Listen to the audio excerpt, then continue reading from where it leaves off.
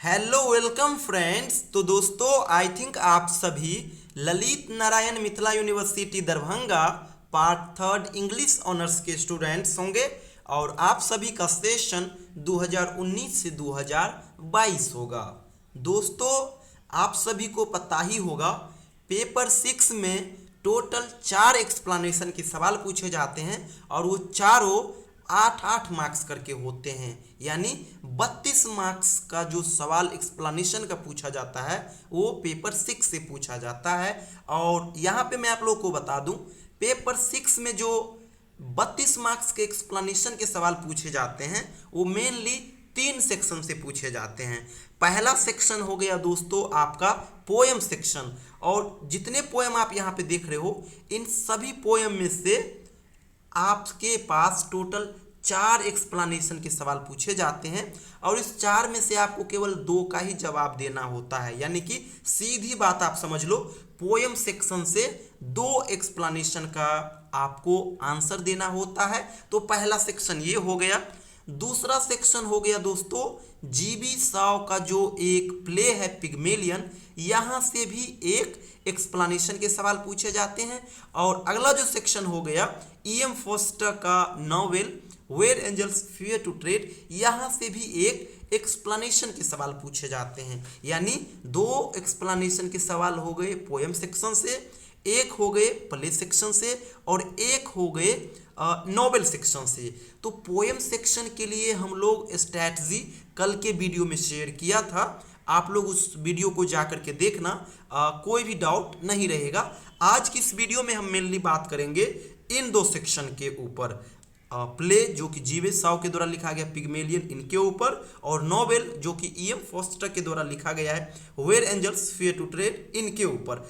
इन 2 topic से जो 2 explanation के सवाल बनेंगे उनसे संबंधित कंसेप्ट को आज की इस वीडियो में हम लोग शेयर करेंगे। तो चलिए वीडियो शुरू करते हैं। दोस्तों सबसे पहले मैं आप लोगों को क्वेश्चन दिखला देता हूं, पैटर्न दिखला देता हूं कि इन 2 सेक्शन से किस प्रकार के सवाल पूछे जाएंगे। दोस्तों ये जो आप यहाँ पे सामने में सवाल देख रहे हो ये 2020 का क्वेश्चन पेपर है, आप लोग देख रहे होंगे। और यहाँ पे दूसरा नंबर क्वेश्चन दिया हुआ है।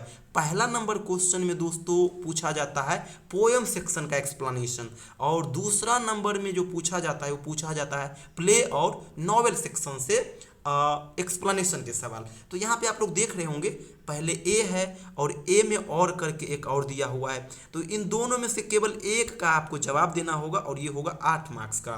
सेम इसी प्रकार से बी नंबर में भी एक सवाल दिया हुआ है और नीचे और करके दिया हुआ है, तो इन 2 में से भी एक का आप जवाब दोगे और वो भी कितने मार्क्स का होगा 8 मार्क्स का, यानी 8-8 मार्क्स करके पिग्मेलियन और where angels fear to tread से सवाल पूछा जाता है, यानी 16 मार्क्स ये दोनों टॉपिक कवर करते हैं।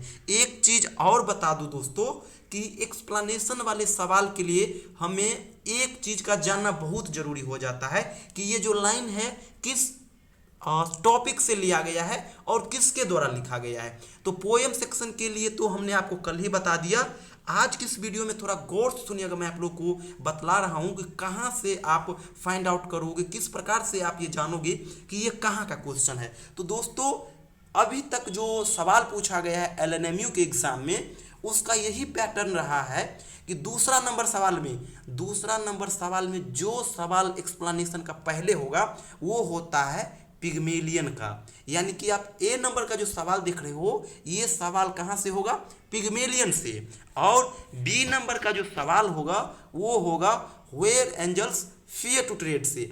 अब तक का ट्रेंड है कि दूसरा नंबर में जो 2 सवाल पूछे जाएंगे एक्सप्लेनेशन का उनमें पहला प्रश्न होगा पिग्मेलियन से जो कि जीबी साव के द्वारा लिखा गया प्ले है वहां से, और दूसरा प्रश्न होगा where angels fear to tread से जो कि ईएम फोस्टर के द्वारा लिखा गया एक नॉवेल है। लेकिन आप हमेशा इस चीज पे भरोसा मत करना, अब वैसे अभी तक का ट्रेंड रहा है तो वैसे आप मान के चल सकते हो कि मे भी 2022 में भी यही पैटर्न रहे, लेकिन फिर भी हमें तैयारी उस प्रकार से करना है कि अगर ये पैटर्न को अगर नहीं भी फॉलो किया क्वेश्चन फिर भी आप अच्छा मार्क्स ला पाओ। तो इसके लिए आपको क्या करना होगा दोस्तों, पिग्मेलियन और where angels fear to tread के लिए जो हम आपको क्लास नोट्स कंटेंट दिए हैं पीडीएफ फॉर्मेट में, आप लोग कोशिश करना उसको सही से पढ़ना। जब आप उसको सही से पढ़ लिए रहोगे और जब आपके पास क्वेश्चन आएगा ना, तो कुछ ना कुछ आपको कीवर्ड्स क्वेश्चन में जरूर मिल जाएंगे, जिससे आप फाइंड आउट कर लोगे कि ये पिग्मेलियन का है और ये where angels fear to tread से है। इसके लिए आपको पूरे समरी को पढ़ना होगा, जो कैरेक्टर है कैरेक्टर को सही से पढ़ना होगा, title, theme, plot, construction, summary, ये जितने भी चीज़ है ना उस टॉपिक से रिलेटेड उन सभी चीज़ को पढ़ना होगा। और इसके लिए आप पीडीएफ का सहारा लेना।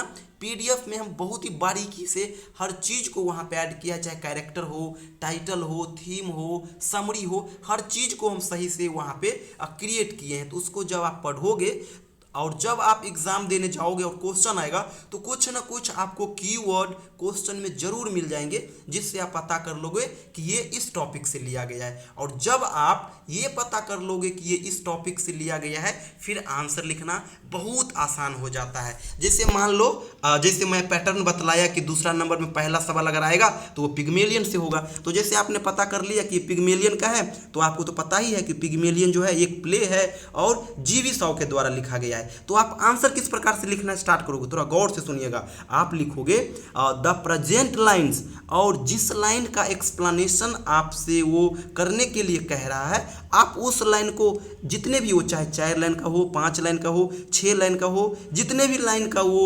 एक्सप्लेनेशन के सवाल होंगे, उन सभी लाइन को आप लिखोगे, अंडरलाइन करोगे और इन्वर्टेड कॉमा में लिखोगे। और उसके बाद लिखोगे have been taken from the famous play, और प्ले को भी आप अंडरलाइन करोगे क्योंकि ये इसका विधा क्या है, तो प्ले है इसका विधा।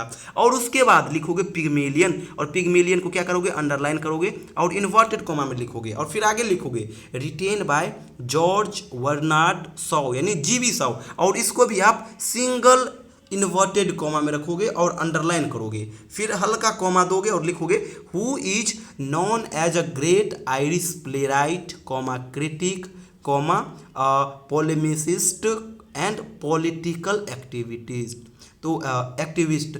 इतना लिखने के बाद आप एक लाइन छोड़ोगे और नीचे आओगे और लिखोगे थ्रू दीज लाइन्स, और जो लाइन है उन सभी लाइन को आप फिर से एक बार लिखोगे, अंडरलाइन करोगे और इन्वर्टेड कॉमा में लिखोगे। और फिर लिखोगे poet wants to say that तक लिखने के बाद पिग्मेलियन का जो मैं आपको क्लास नोट्स कंटेंट दिया हूँ, उसमें जो समरी का पार्ट है, इंट्रोडक्शन के अलावा जो मेन पार्ट है, आप उस मेन पार्ट को कहीं से भी 1.5 पेज तक लेके जाना, बस सवाल को आंसर को एंड कर देना। 8 मार्क्स में से 5 मार्क्स आपको कंफर्म मिल जाएंगे। तो ये पैटर्न आप अपनाना पिग्मेलियन के लिए। चलिए ये समझिए हो गया। अब मान लीजिए दूसरा सवाल में बी नंबर जो सवाल आएगा वो आएगा where angels fear to tread से। तो इसके लिए आप किस प्रकार से आंसर लिखोगे, तो इसके लिए आप इस प्रकार से लिखोगे, पैटर्न सेम ही रहेगा। द प्रेजेंट लाइन्स, और जो लाइन है उस सभी लाइन को लिखोगे, इन्वर्टेड कॉमा में लिखोगे, अंडरलाइन करोगे। उसके बाद लिखोगे have been taken from the famous novel, और नॉवेल को क्या करोगे, अंडरलाइन करोगे क्योंकि इसका विधा क्या है, तो नॉवेल है।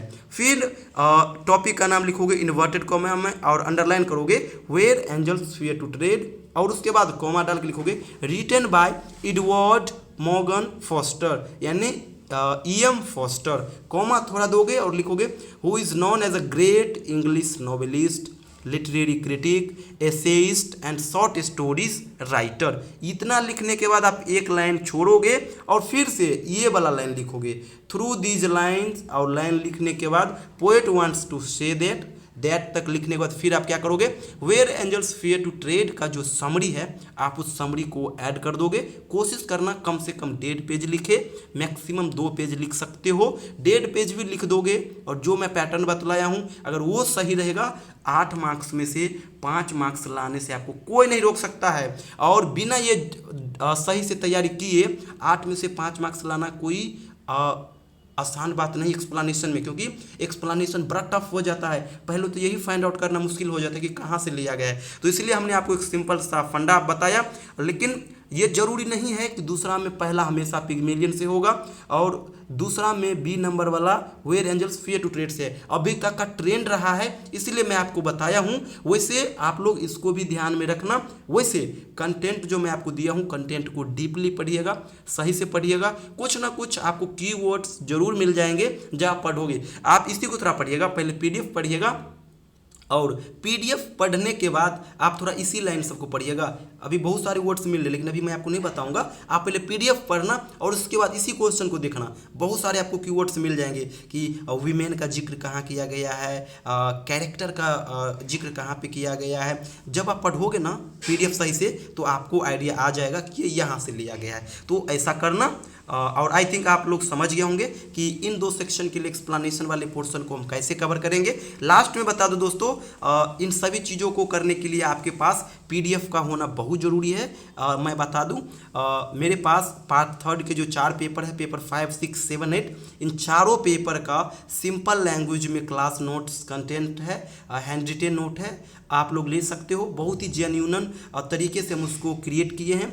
बहुत ही आसान लैंग्वेज का प्रयोग किए हैं। जहाँ पे कॉमा आना चाहिए कॉमा का यूज करे हैं, इन्वर्टेड कॉमा का किए हैं। जहाँ पे डायग्राम आना चाहिए डायग्राम का किए हैं। पॉइंट वाइज जहाँ पे होना चाहिए पॉइंट वाइज किए हैं। यानी एक बेहतर आंसर के लिए, यूनिवर्सिटी के लिए एक बेहतर आंसर जो होना चाहिए और उसके लिए जो जो पैटर्न को फॉलो करना चाहिए उन हर चीज़ को फॉलो करते हुए हम आंसर को डिराइव किए हैं उस पीडीएफ फॉर्मेट में। फिर उसको एक पीडीएफ का रूप दिए हैं। तो आप लोग ले सकते हो। ये हमारा व्हाट्सअप नंबर है, आप इस पर कॉल या फिर व्हाट्सअप करके आप अपना सेशन बता देना, पार्ट 3 और ये सेशन है, मैं आपको ये पीडीएफ प्रोवाइड करा दूंगा। बहुत ही नॉमिनल सा फी आपको पे करना होगा। उसके बाद हम चारों पेपर का क्लास नोट्स, चारों पेपर का सिलेबस, चारों पेपर का क्वेश्चन बैंक, उसके बाद फोनेटिक ट्रांसक्रिप्शन का पीडीएफ, पेपर 6 और 7 के पोएम टेक्स्ट का पीडीएफ, अराउंड 15+ पीडीएफ आपको दे देंगे।